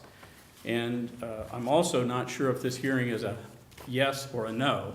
But my thoughts were, there's an 800-foot swale going down through that going from Mr. Vogel's over to Dustin Road. And a more common sense approach, in my opinion, if we're gonna go this route is, and you know, we could argue all day if it's for or against, and that's your tough decision. But that 400, you could change that 800-foot swale to 400 foot by running it from Mr. Vogel's, and I don't mean to speak for anybody in the room, but it could go from Mr. Vogel's to the DeSabatos, which is right next to Bowser's, and it would end up in the ditch and then continue down, and it's going to end up exactly in the same location to cross Dustin Road or to continue down Dustin Road. And I mean, that was the purpose of that memo, to try to save some money. I would think that 400 foot of a swale would be a lot cheaper than 800 foot. The 800 foot goes across 2 of my driveways. You need 2 8-inch culverts. It goes across 2 gas lines, telephone lines. The water line shouldn't be a problem, but to take and run my current ditch and run a second ditch 40 foot beside it, a foot lower, makes absolutely no sense to me. But it would work. It would work, but it's really not a common sense approach and not the most economical, in my opinion. That's really the most important thing, you know. Some of the people need this, some of them don't, but I'm not sure, you know, that's a tough decision for you guys to make, I think. Is there any questions? I don't think I have it, do you? I actually have a question for Brad or Dan. Yeah, I do too. Okay. The culvert comment, what's the status of the, you know, from your standpoint, the status of the culvert under Dustin Road? So currently at that location, there is no road culvert. What is currently there is a 6-inch clay tile that is a subsurface drain that all the surface water eventually drains out through and would drain downstream across the Cockrell farm ground and eventually outlet in the open channel. Part of the project would be to have Berkshire Township or the county engineer as part of this project, we would install a properly sized road culvert under Dustin Road at that location. But currently, it's just a subsurface drain, all the surface water is draining through. Okay. All right. Dean, have you seen what Mr. Litzinger proposed? Yes. Okay, could you comment on that, his proposal versus what requested and proposed? Correct. That's how he has it labeled. So to run the project out into the road ditch, basically, for one, where the current location of the project is where the current subsurface drain is. The 6-inch clay tile would follow that yellow and black line currently as it is. So to keep the subsurface drain in the same spot, we try to keep those, you know, located that way. Things that are hooked into the old can easily be hooked into the new. The other main driving factor is that to do any work along the road, you're going to get involved far more heavily with utilities. While you're crossing them, as they run back to each house, out along the road, the utilities run parallel to the road. You run the opportunity at that point then that you would be digging up hundreds of feet of utilities or having to relocate them, which gets to be significantly more expensive than just doing regrading work outside of that footprint. So the proposed solid line in Mr. Litzinger's picture is existing tile that would be replaced or cleared out or cleaned out? What is it? So the black and yellow line that would be on the photo that went with the final hearing, our proposed center line, that's where the existing subsurface drain is now. And to keep all the drainage infrastructure co-located, especially considering there is a permanent easement that goes along with these projects, to have the subsurface drain and the surface drainage split would require a deviation of that easement, taking up more ground in easement. We try to avoid that as well too, and that's something that is spelled out in the revised code as well to mitigate that on top of that, as well as the conflict with the utility mains that run along the road. So your proposed goes, Along the I guess that's. existing. Pretty much, just staying with the existing drainage. The road ditch obviously is there to serve the road, but if the road did not exist, the prevailing low would be roughly where we're at. It's why that old clay tile exists where it is. It was put in the low when it was long ago, when it was put in as houses or as farm ground, even as old as that pipe is. Okay. Okay. Thank you. Thank you, Dan. Brett, comment? Yeah, I'd like to address another point that was brought up, and I didn't introduce myself the last time. Brett Bacon, Deputy Administrator, Delaware Soil and Water Conservation District. With regards to the cost difference between where we're at now and where we were at the first hearing, I would just like to point out the first hearing was done pre-COVID. We've seen a tremendous increase in construction costs, just like across the board on all I'll say consumable products, from eggs to milk to gasoline to diesel, and the increase in cost is purely a result of an increase in the cost of construction and not an increase in the scope of the proposed project. Okay, thank you. Sir, so let's hear, you want to come back up? One thing, as far as utilities, there's only one utility that I'm aware of that runs. Get closer to the mic. I'm sorry. Yeah, and introduce yourself again. My name is Jim Litzinger. Okay. The only utility that's in that front yard along that ditch is one telephone cable. It's a copper, and if you would follow my recommended path, that wouldn't have to be moved because it's there now and there was nothing that needs to be moved. If you needed subsurface, it could run down proposed line, which I agree with. I mean, if that's what they're going to do. But as far as a swale, I would think the lowest part of the property is not where the tile is. It's at the front of the road. That is the lowest part. And they're going to have to bring it back and drop it 12 inches to get to the lowest place. So that swale, to me, is not the best alternative, but it would work, but it would be expensive to build a swale in front of my yard when it's not needed. The natural course of the water goes out to the road.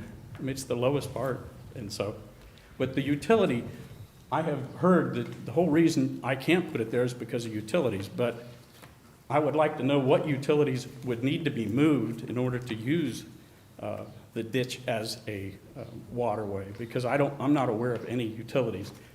The utilities that are there are running through my yard just like they're at the front of the road, and you wouldn't have to move them if you ran the water where it is right now. So. Okay. Thank you. Thank you. Question about what utilities are there, do you know, Dean?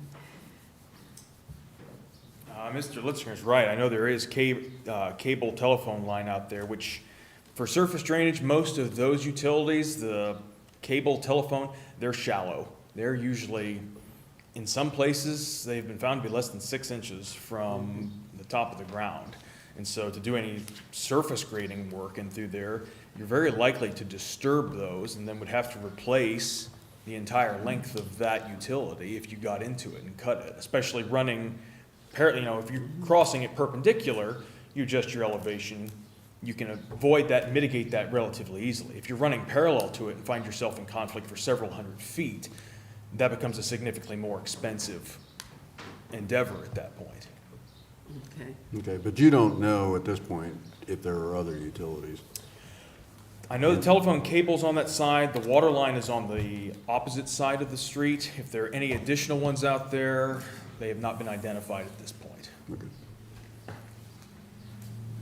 I'll also point out the utility location, while that is a factor, is not the only factor in deciding where to place the proposed swale.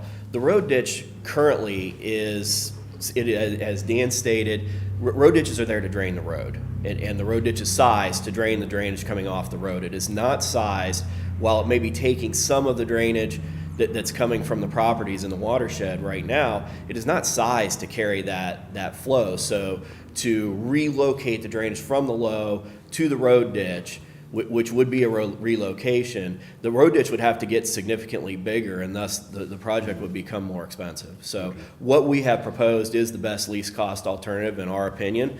And as we state in the final hearing report, we advise you to weigh the testimony of the landowners as to whether the benefits of doing that exceed the cost.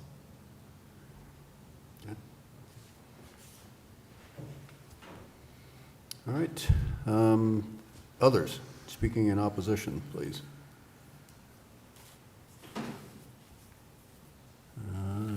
Okay. Last chance. Anyone else wants to speak in opposition? Okay. I have a question, Mr. Vogel. You need to come up here. Mr. Vogel. You just want to talk, don't you? Yes. You've done a lot of work. You said 35,000 in your testimony, your first hearings. I think you said 34 today, but in the range. Have you seen any improvements with that expenditure? Because I asked you a while ago about the rain we had yesterday, and you indicated that wasn't a problem. I realize it wasn't as torrential a rain as we have had, but have you seen improvements with the work you've done? I would say because of the basement work, I don't have as much water actually coming into the basement floor, but my sump pump runs as much as it ever did. And the water still runs through the front yard and still ponds to the west of me as much as it ever did on, hard rain or a thaw. So I would say overall, it's the same. Okay, thank you. Okay. All right. If I may? Yeah, again, it's got to be additional testimony, not just repetitive. Yes. I took pictures, if you're interested. Monday morning after Sunday's light rain. He needs to reduce it. Yep.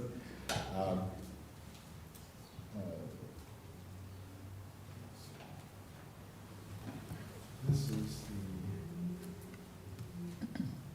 is the drain on the east side of my driveway, looking up toward Mr. Vogel's property. These are the 4 drain lines which come underneath that driveway on lot 9. This is the turnaround on lot 8. This was after Sunday's rain, which was not very much, not a significant rain at all. However, yesterday morning, we had pretty good rain Tuesday. 14 hours, pretty good solid rain. There's the west side of my driveway, just a little standing water there. That's the roadside ditch, it's a totally different from what we were looking at before.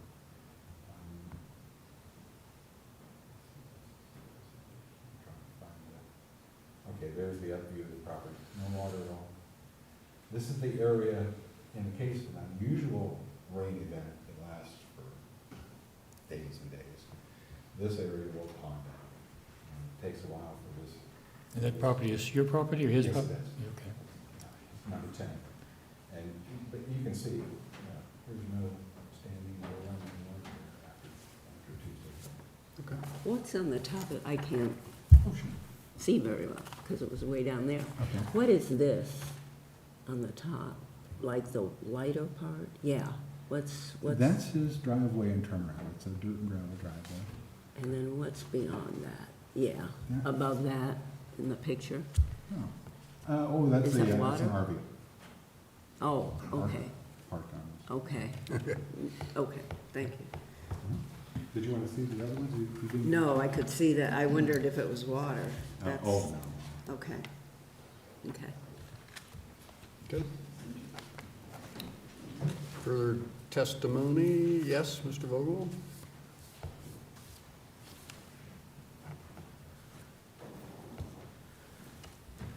So I agree, it didn't build up this past week, but again, if you consider the conditions and everything, but if you'll allow me, I can show you pictures from January, I think.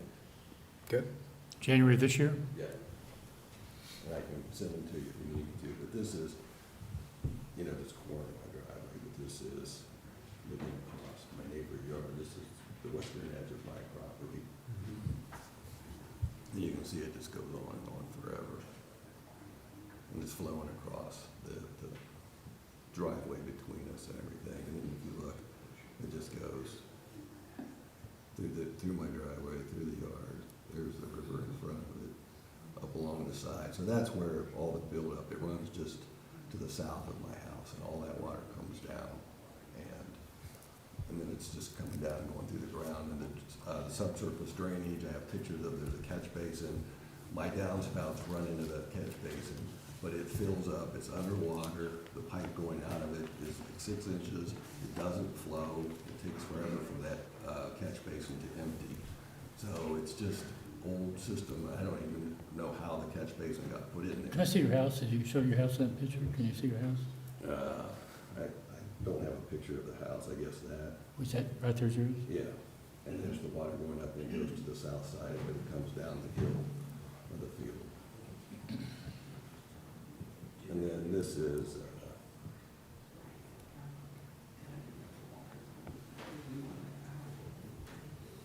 let's see if I can find it quick.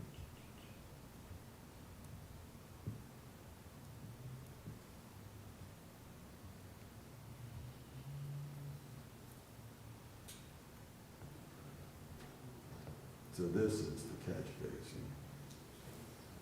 That is, it's just full of water. This pipe is the subsurface. This one is where my downspouts pour into, and then there's one down here, and this, the drainage is way down below. And it's just, this is after I waited a long time for it to empty. Usually it's completely full and completely underwater, so I couldn't get a picture.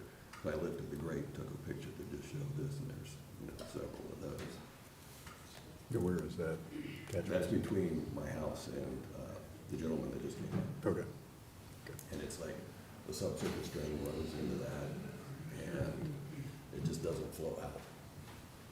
Okay, very good, thank you. All right, Mr. Litzinger? As a landowner, can I provide some testimony for Mr. Cockrell and his property and what I can? Just for your, just, But it does affect me. I'm part of the watershed, so, I mean, the purpose, I mean, Mr. No. No. You have to be a landowner, you have to be the landowner if you're gonna speak on behalf of another Okay. parcel. Yeah, well, Sorry, it's the Well, revised code.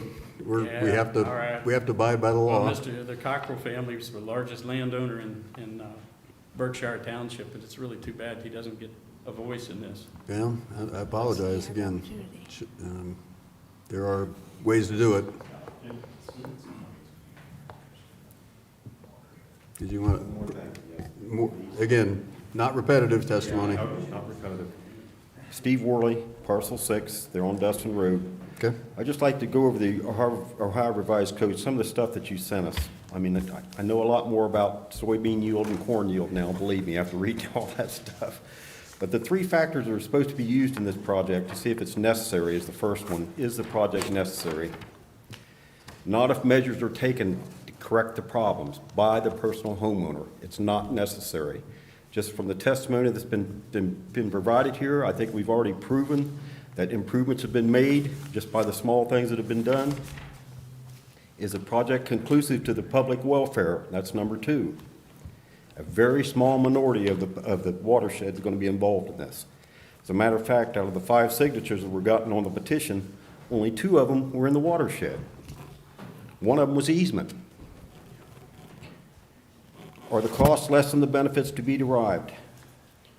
$120,000, that's a lot of stuff to be derived there, and no benefits for us whatsoever, or about 5 or 6 of the other watershed people that I've talked to here, neighbors. Not beneficial at all. No problems to begin with, so it can't be a benefit. Berkshire Township should be responsible for a lot of this stuff, especially the easement ditch. And they bought a Bobcat or a backhoe specifically for doing that, and I've yet to see them do anything on Dustin Road to try to improve that watershed there or the drainage. On the other hand, the farmers across the street from her, the Cockrells, are constantly working on that ditch there and the pavement or the tile that goes underneath the road there on their own. Excuse me, we can't hear the testimony due to talking in the audience. I'm sorry, what? We aren't able to hear the testimony. Oh, please, if you could be quiet in the rest of the room, let Mr. Worley continue. Those three items of the Ohio Revised Code, I'm sure you know them well. To me, right there, all three questions are answered. They're not true to what this law is supposed to be doing to the uplanders here, making them responsible for stuff like that. I think it's a cash grab, taxpayer cash grab, and we do not agree with it. And I would say at least 80% of the watershed people that are in this 16-tract parcel thing here do not agree with this, are not having problems. Thank you. Okay, thank you.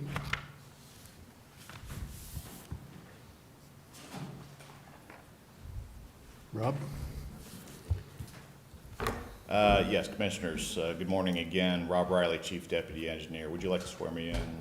Oh, glad to. Do you solemnly swear testimony you're about to give is the truth, the whole truth, and nothing but the truth, so help you God? I do.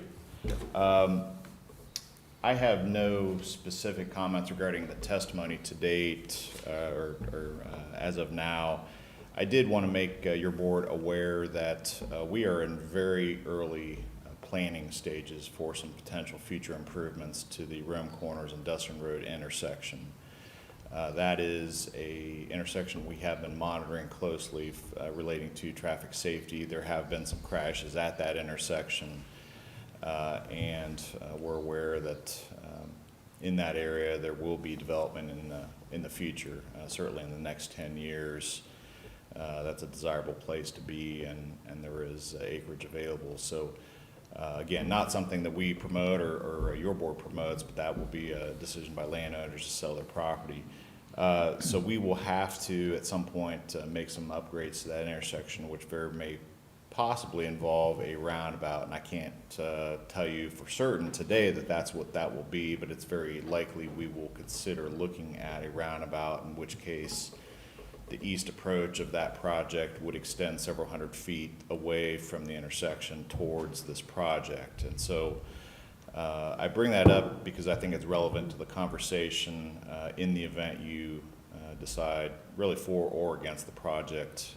It's very likely that some roadway drainage work will have to be done in conjunction with that project. And I debated on whether I would present this and testify towards it, but I think it's relevant to the discussion in that my best estimate for you today is that is a project that we may look at in the next, may look at building in the next 5 to 10 years.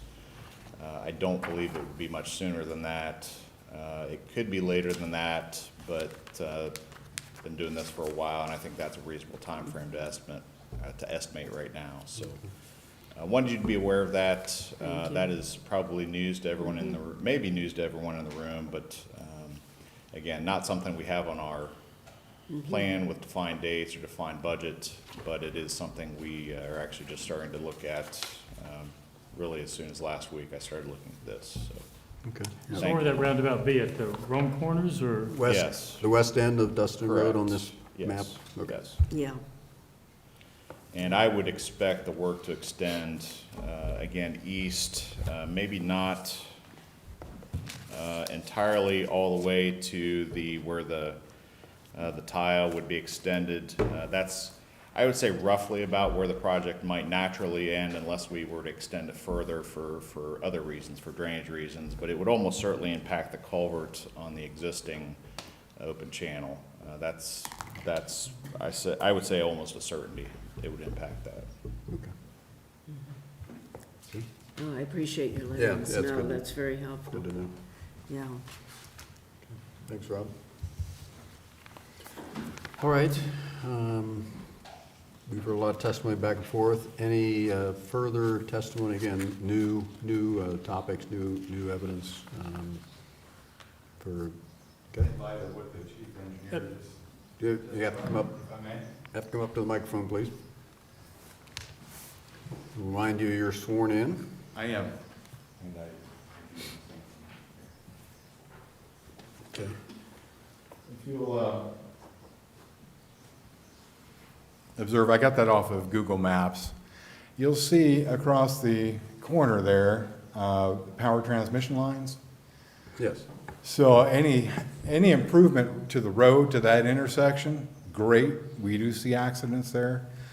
But the power, he had indicated, I want to make sure I heard that correctly, that there's going to be residential improvements in that area or future building. I don't see that happening with those high-tension power lines being right there. I'm not sure exactly where this is compared to. Yeah, I know where it is. I go by there. Oh, I see them. I see the power lines in this. Okay. Yeah. If you allow me, I'd like to clarify. Sure. So, Yeah. I did mention that. I was speaking more in a general Yes. term and Thank you. in Yeah. relation to the area overall, the area. Versus specific parcels. Correct. And so the traffic generated by that new development will almost certainly exacerbate any sort of current safety issues. So I wasn't attempting to speak about the parcels. About the immediate parcels. Yes, so I wanted to clarify that. So thank you. You can have that if you like. Okay, thank you. Okay, thank you. All right. Well, we continue to get new testimony. Anybody have anything else? Well, maybe we just, I'll give you my observations and. Are you Should closing we the close the hearing? hearing? I don't, Yeah, do you wanna- well, or do let's you don't wanna- close it yet, because I think the comments could lead to further discussion. My view, unless you want to do it differently. Go ahead. Go ahead. I find this one pretty difficult for me personally to try to figure out what's the right thing to do. And again, I'm talking out loud for the benefit of my fellow commissioners, so we can hopefully find the right answer. So, frankly, some of the testimony supports the petition because you talk about, you recognize and are aware of the situation. The question I have to deal with, to your 3 points, and we are very familiar with those 3 points, because those are the three we use on every evaluation, and we take this very seriously, and we try to make sure we get the right answer. And obviously, the right answer depends on, from your perspective, which side of the debate that you're on. What I am not convinced myself of is that the benefits exceed the cost. And that's one of the three criteria. So I want to state that out loud so I can either be convinced my fellow commissioners feel differently, but right now, I don't have a strong feeling that the benefits exceed the cost based on what I've heard today. And so I'd be curious what my fellow commissioners think or feel. Commissioner Lewis, comments? Yeah, it's difficult. I do think that so often with these hearings, it's drainage, I've learned, and water is a very difficult thing to understand. And we certainly have experts that are very good at this. Our soil and water is excellent. But it's something that individual property owners, and I can understand where you're coming from. It's like, well, gee, it doesn't affect me. But in fact, it really does in some cases. And so it's tough, though, because I think Commissioner Merrill's, the benefits exceed the cost. In this case, plus I do appreciate our deputy engineer's testimony about, and certainly I am familiar with the area. I do go through there. The land is beautiful, but yet there is a lot of open land still. And knowing what's happening in Delaware County, I could see future development there, and I appreciate the fact that there will be, no doubt, a roundabout there someday because of that development and how that impacts this. I mean, do we move on this now when we know that there are going to be changes coming? It's a very difficult one to proceed. Yeah, I would agree. It is difficult. Testimony's been very helpful. Really appreciate the input.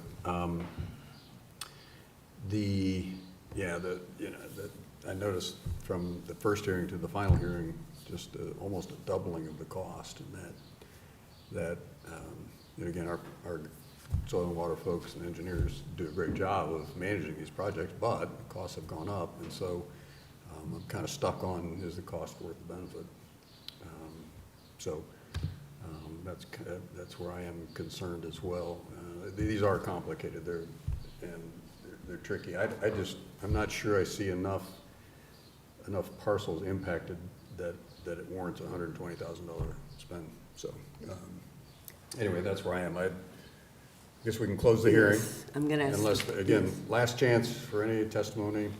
Okay, we will close the hearing. And, okay, now we need to do a resolution either to approve or deny. If Commissioner Merrill or Commissioner Lewis wanted to make a proposal. Now, do we need to officially close the hearing? We need to close the hearing first, correct? I marked the time, 11:20. Okay, very good. Let's take care of it. Okay. Yep, we are closed. Change the procedures. I just wanted to confirm that, so We don't have to do an speak actual out of school. resolution. Yes, Rob. Yeah, Commissioner Benton, you may already be considering this. If you do deny the project, we do need to resolve the matter of what to do to pay for the costs incurred to date. Yes, I'm sure you're aware of that. that's one of the agenda items. Very good, thank you. No, Thanks, thank you. Rob. Okay.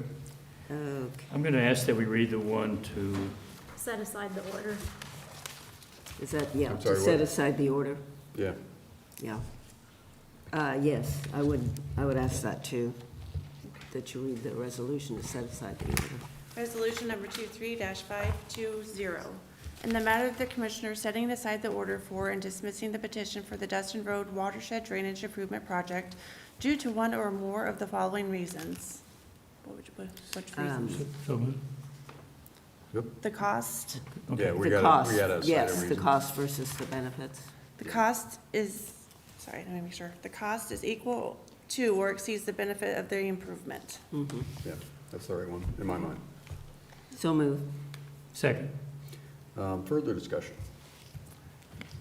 I think the points I shared earlier are the reasons I feel the way I feel on the topic, Yeah. so I have nothing to add. Yeah, again, I do think there is a problem. I don't think it's worth $120,000 to fix it, so that's where I am. And just to reinforce, I don't think the benefits of the project exceed the cost. So, I agree with that. okay. Vote on motion 23-520. Mr. Merrill? Aye. Mrs. Lewis? Aye. Mr. Benton? Aye. Resolution number 23-521. In the matter of ordering that the cost for the proceedings of the Dustin Road Watershed Drainage Improvement Project, including the cost incurred by the Board of Commissioners, the Delaware County Engineer, and the Delaware County Soil and Water Conservation District in making surveys, plans, and reports and schedules, be distributed to the landowners in the same ratio as determined in the final estimated assessments presented at the final hearing. So moved. Second. Discussion? Vote, please. Vote on motion 23-521. Mrs. Lewis? Aye. Mr. Merrill? Aye. Mr. Benton? Aye. All right, the hearing is finished. Today's Board of Unless you Commissioners guys have meeting is- commissioner comments? It's concluded, no, oh, that's right, we're gonna do Commissioner commissioner, comments? or administrator comments, commissioner comments. I'll pass on those today. Administrators. Merrill, Commissioner Lewis. Yeah, right. No, we're closed. Yes, nothing. I Even to apologize. you mentioned the cost. Just say, Yeah, let There'll us- be a letter we're- mailed we're- out. We are We're closed. back in session Yeah, right now. Yeah, I have nothing to report. okay. I'll just mention, we had an Area 18 opiate meeting last night. I thought it went really well. Still a lot of work to do in that area, but it's progressing, and so that's the only thing I'll have to share. Okay. Let me just check, see if I had any notes. Yeah. I know I got all kinds Find- of notes. I gotta Find find- your, There's just too much agenda. paperwork this morning. Yeah. Yeah, there it is. Okay. Yeah, we've had a number of meetings, and lastly, and most importantly, the US Open starts today, so Sarah, you got your DVR set, I'm sure. I do not. All right. No further business, we stand adjourned. Thank